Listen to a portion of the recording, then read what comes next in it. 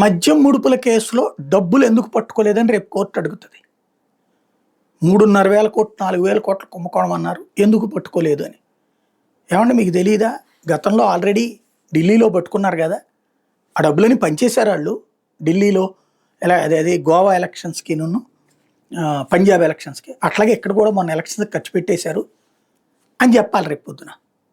అట్టట్టా అంటే కావాలంటే మ్యాజిస్ట్రేట్ ఎదురుగుండా వాళ్ళ గన్మెన్ సాక్ష్యం చెప్పాడు చూడండి, చెవిరెడ్డి భాస్కర్ రెడ్డి గన్మెన్.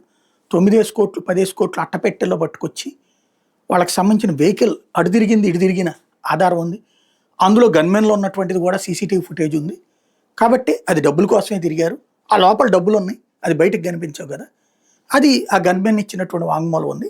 కాబట్టి 100 కోట్ల రూపాయలు 1000 కోట్ల రూపాయలు ఎలక్షన్స్ ఖర్చు పెట్టారు మద్యం మీద, ఇది పాయింట్. కాబట్టి మద్యం డబ్బులు పట్టుకోవడానికి కుదరలేదు, జనాల దగ్గరికి వెళ్ళిపోయినాయి. ఇది చెప్పబోయేటటువంటి మద్యం కుంభకోణంలో.